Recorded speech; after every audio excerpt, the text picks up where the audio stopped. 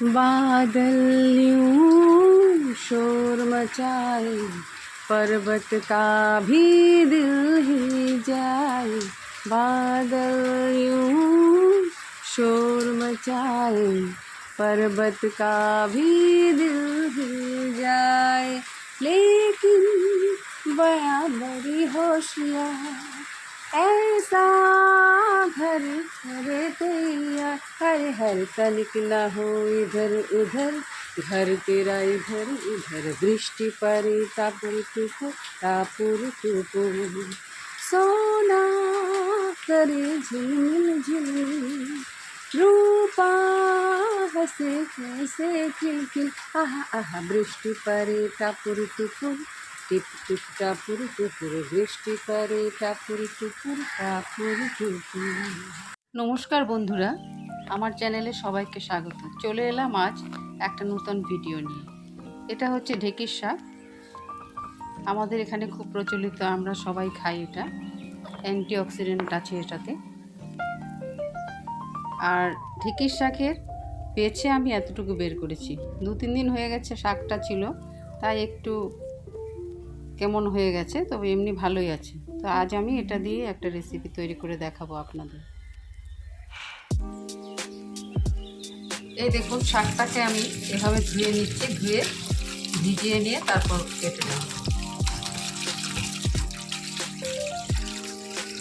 এই দেখুন, কেটে এভাবে আমি ধুয়ে নিলাম।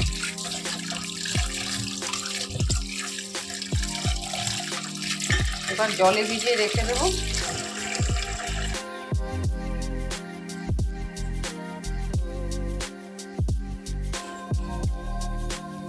বৃহস্পতিবার, তাই পুজো দিয়ে এসে প্রথমেই রান্না করে নিলাম কাঁচকলা আলুর ডালনা। এই দেখুন, আমার কাঁচকলা আলুর ডালনা। দেখুন, রুই মাছের ঝোল বসিয়েছি, হয়ে গেছে প্রায়। এদিকে আমার ভাতও ফুটছে।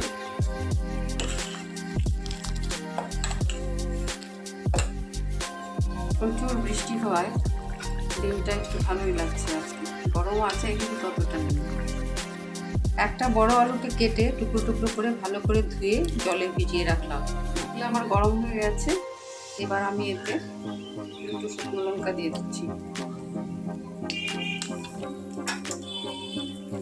আর কালো জিরে ফোড়ন দিয়ে দিলাম। শুকনো লঙ্কাটা ভেজে একটু উঠিয়ে নেব।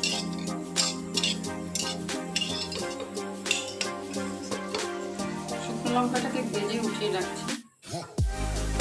এবার আমি আলু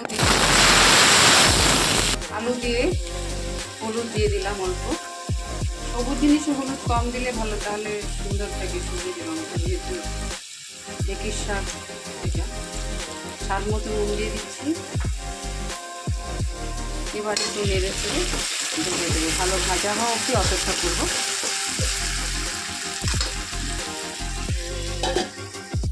কাল রাত থেকে টানা বৃষ্টি হয়েছে, আজ সকাল অবধি ছিল। এখন একটু রোদ উঠেছে, প্রচুর বৃষ্টি হয়েছে। ওয়েদারটা গরম আছে, অতটা নেই। এই দেখুন, আলুটা প্রায় ভাজা হয়ে এসছে আমার, আর একটু হবে। আলু ভাজা হয়ে গেছে। এবার আমি ঢেঁকির শাকটা দিয়ে দিলাম। দিয়ে দিলাম। ঢেঁকির শাক খেলে এমনিও সারে বলে ফেলছে। আমাদের এখানে প্রচুর পরিমাণে পাওয়া যায়। ভালো খেতেও খুব সুস্বাদু। এই দেখুন, শাকটা দিয়ে দিচ্ছি আলুটাকে। আমাদের এখানে ঢেঁকির শাকই বলে, এর অন্য নাম থাকলে আমার জানা নেই। কোথায় পাওয়া যায় তাও আমি জানি না। বাচ্চারা তো ভীষণ পছন্দ করে এই শাকটা খেতে। আমার হয়ে গেছে। এবার আমি এটাতে তেল মেখে ঠাকুরমার কাসুন্দি দিয়ে দেবো।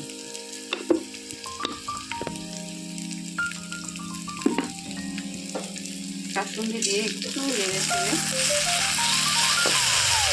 শুকনো লঙ্কা ভেজে উঠিয়ে রেখেছিলাম, সেটাকে গুঁড়ো করে দিয়ে দিচ্ছি।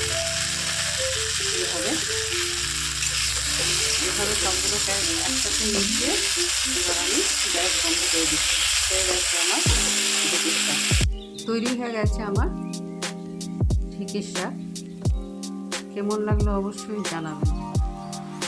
এভাবে আমি তৈরি করে নিয়েছি।